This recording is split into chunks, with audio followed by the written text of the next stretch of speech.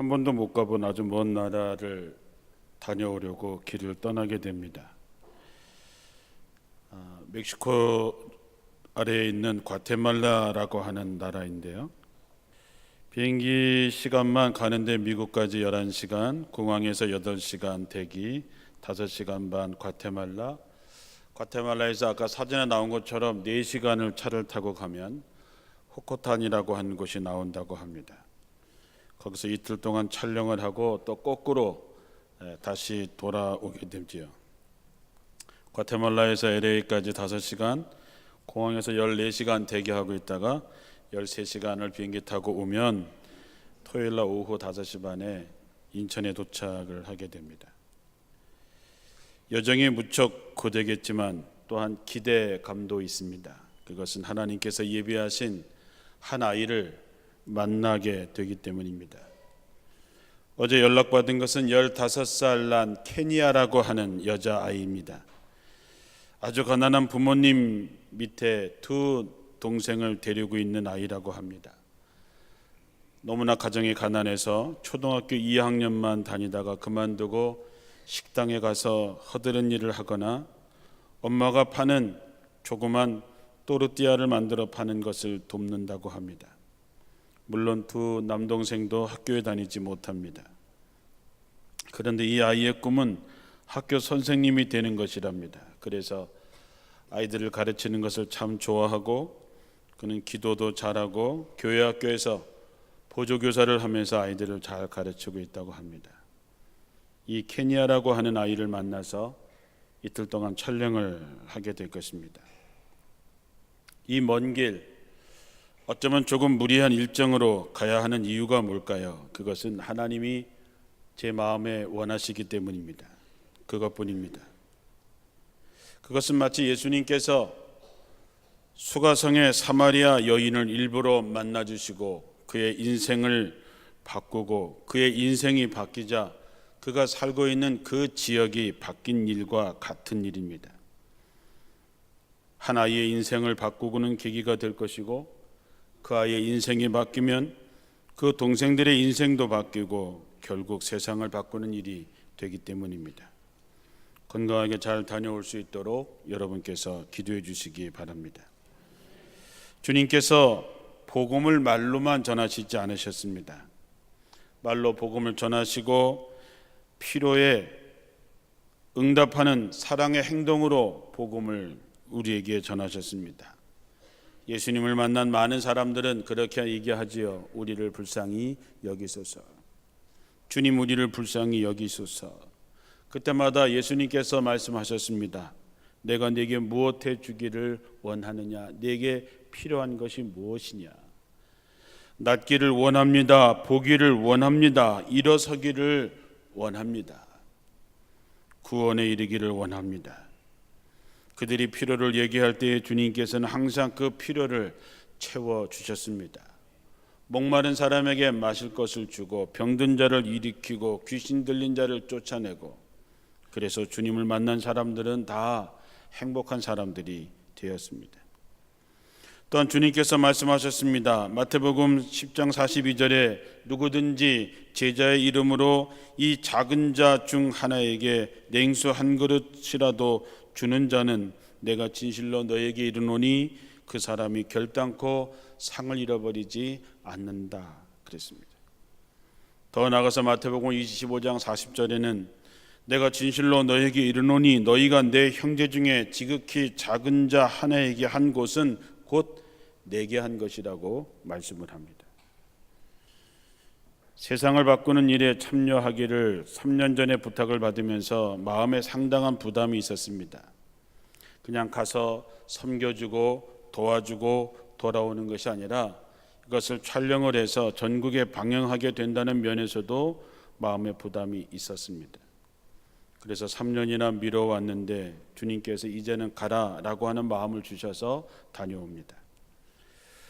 우리 교회도 114년 전에 누군가가 이런 마음을 가지고 이 먼 조선 땅에 와서 교회를 세우고 유치원을 세우고 아이들을 가르쳤고 그렇게 자란 아이가 이 나라와 이 민족을 여기까지 이끌어 왔습니다.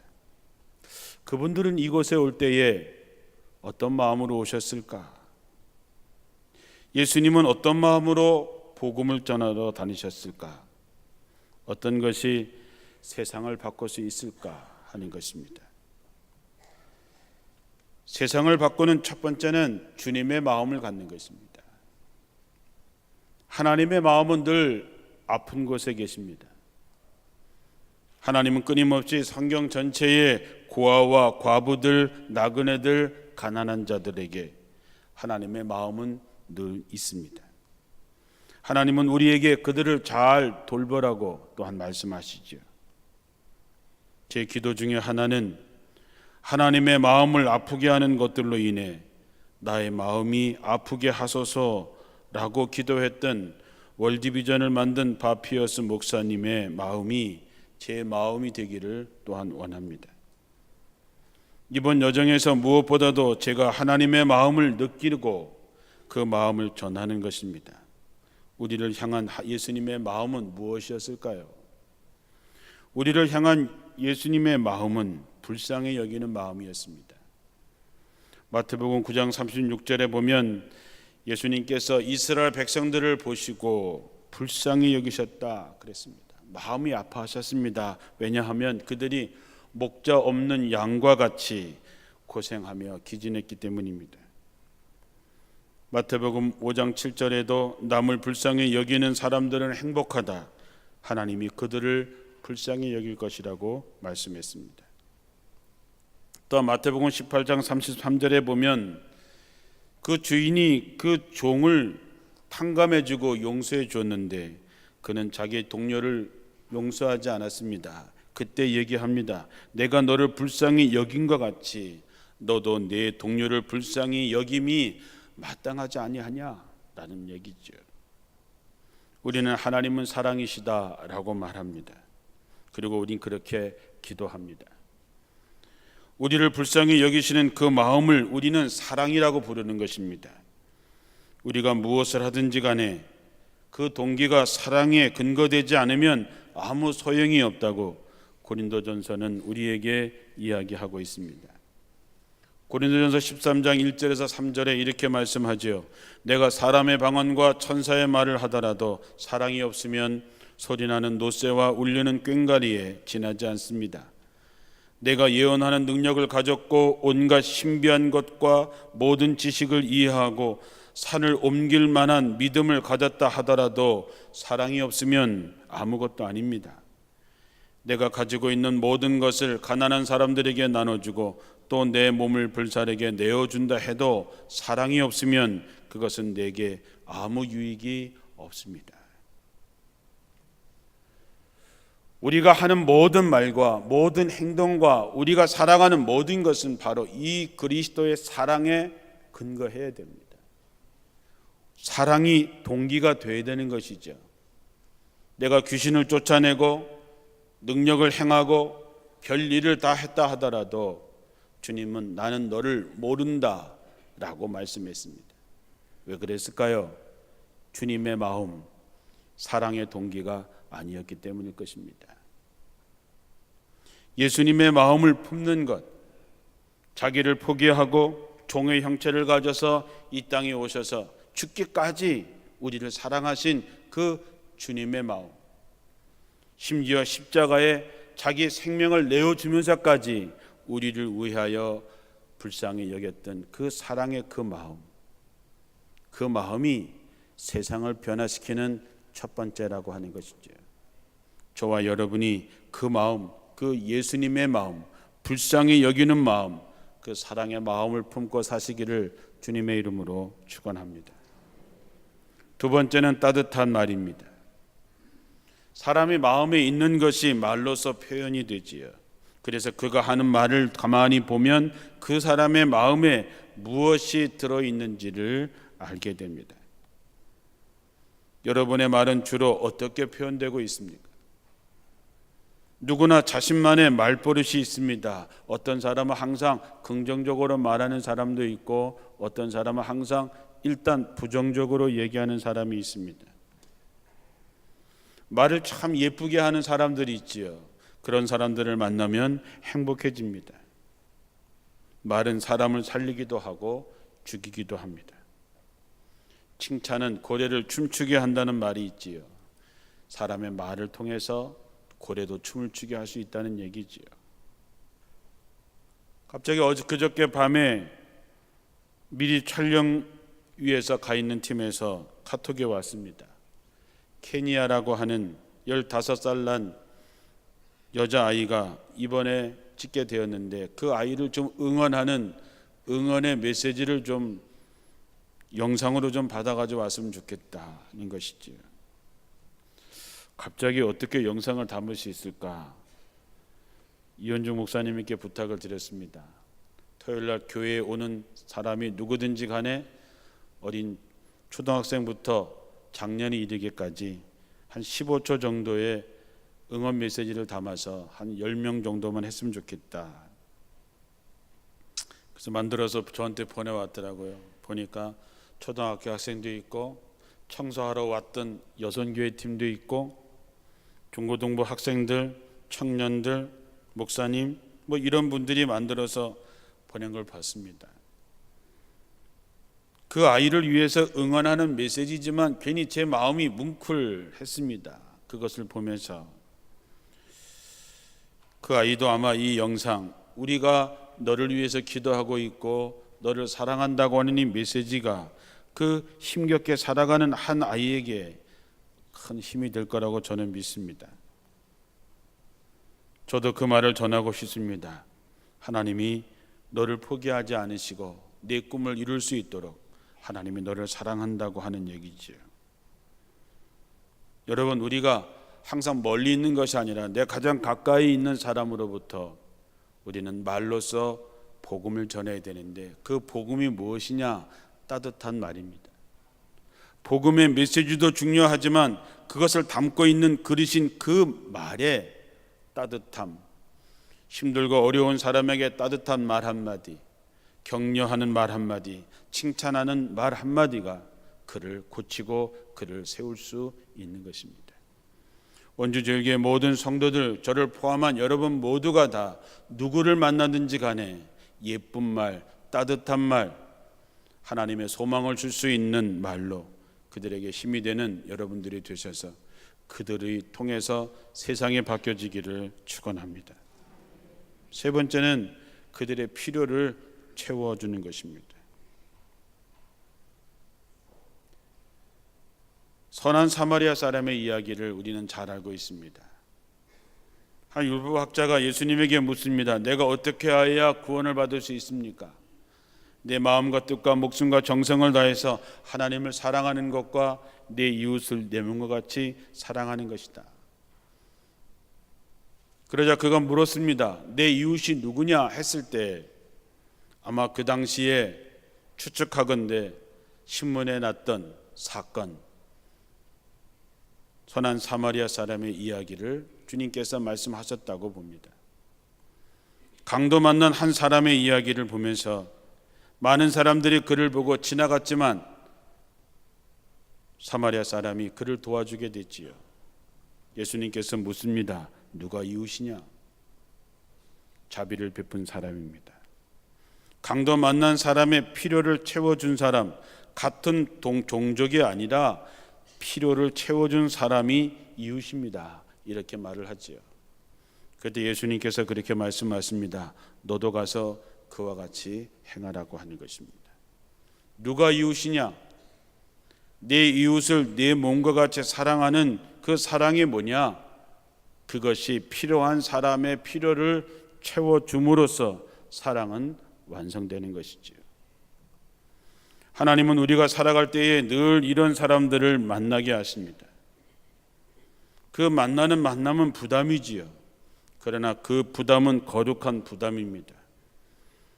그리고 너도 그에게 자비를 베풀라 말씀합니다. 내가 네게 사랑을 베푼 것처럼, 내가 너를 위해서 내 목숨을 내어준 것처럼 너도 그에게 그렇게 하라는 것이지요. 작은 자에게 냉수한 그릇 준 것조차도 그 상을 결단코 잃어버리지 않은 것이라고 말씀하신 그 주님께서 우리에게 자비를 베풀라, 필요를 채워주라고 얘기하는 것이죠. 야고보서 2장 15절에서 17절 말씀에 만일 형제나 자매가 헐벗고 일용할 양식이 없는데 너희 중에 누구든지 그에게 이르되 평안히 가라, 덥게 하라, 배부르게 하라 하며 그 몸에 쓸 것을 주지 아니하면 무슨 유익이 있으리요. 이와 같이 행함이 없는 믿음은 그 자체가 죽은 것이라고 말했습니다. 예수님을 만나러 온 사람들은 한결같이 외쳤습니다. 우리를 불쌍히 여기소서, 우리의 필요를 채워주십시오. 예수님께서 묻습니다. 네게 필요한 것이 뭐냐? 내가 이렇게 되기를 원합니다 했을 때 주님께서 거절하지 않으시고 그것을 채워주십니다. 필요를 채워주는 것, 그것이 사랑의 완성이고 그것이 세상을 바꾸는 일입니다. 그러나 여러분, 내가 그의 필요를 채워준 것으로 끝납니까? 주님께서 냉수 한 그릇 준 것조차도 결단코 그 상을 잃어버리지 않는다 했습니다. 누군가의 필요를 채워주면 주님께 한 것이라고 말씀했습니다. 그러면 주님께서 갚아주시는 것이지. 사르밧의 과부의 이야기를 잘 압니다. 사르밧의 과부는 가난한 과부였습니다. 흉년 때 이제 마지막 남아있는 밀가루와 마지막 남아있는 기름으로 이젠 떡 하나 만들어 먹고 그리고 이젠 죽는 일만 남은 갈 때까지 간 가난한 과부였습니다. 그 과부에게 하나님께서는 엘리야를 맡기십니다. 엘리야가 자기에게 먹을 것을 달라고 하지요. 그때 사르밧의 과부는 자기들이 먹고 것도 별로 없는 상태에서 떼어서 엘리야를 대접을 합니다. 어떻게 됐습니까? 그 기름에 기름이 떨어지지 않았고 밀가루통에 밀가루가 떨어지지 않았습니다. 그것뿐입니까? 사르밧의 과부의 아들이 숨을 거두었을 때 엘리야는 그 아들을 살려냅니다. 한 과부가 마지막 남아있는 밀가루와 마지막 남아있는 기름으로 만든 것을 엘리야와 함께 나눌 때에 엘리야의 필요를 채워줬을 때에 결국 수백 배, 수천 배, 수만 배의 축복을 받게 되는 것이지요. 사르밧의 과부만 그렇습니까? 사도행전 9장 36절에 보면 욥바의 다비다라고 하는 여제자가 있었습니다. 성경에 보면 그는 선행과 구제하는 일을 심히 많이 했다 그랬습니다. 보통 많이 한 것이 아니라 심히 많이 했다 그랬습니다. 형편이 어땠는지는 모르겠지만 당시에 주변에 있는 과부들을 다 책임질 정도로 구제하는 일을 많이 했던 사람입니다. 그가 어느 날 병이 들어서 죽게 되지요. 사람이 병이 들어서 자리를 누우면 아무것도 할 수 없습니다. 이제 죽게 되면 더 이상 할 일이 없게 되는 것이죠. 그때 그가 지어서 입혀주었던 과부들의 겉옷과 속옷이 그를 살리게 되는 계기가 됩니다. 그에게 필요를 채움을 받았던 가난한 과부들이 베드로를 찾아와서 이 여인을 살려달라고 얘기하고 베드로의 기도를 통해서 이 다비다라고 하는 여인은 죽음에서 다시 살아납니다. 그가 했던 선행들, 그가 했던 구제한 일 때문에 그가 죽음에서 다시 살아나는 역사가 있었던 것이지요. 그것뿐입니까? 베다니의 마리아와 마르다의 집에 주님께서 예루살렘을 오갈 때마다 그 집에서 먹고 마시고 쉬셨습니다. 그런데 어느 날 그 오빠가 병이 들어서 죽게 되지요. 하나밖에 없는 오빠가 죽게 되었을 때에 마리아와 마르다는 얼마나 큰 충격을 받았을까요?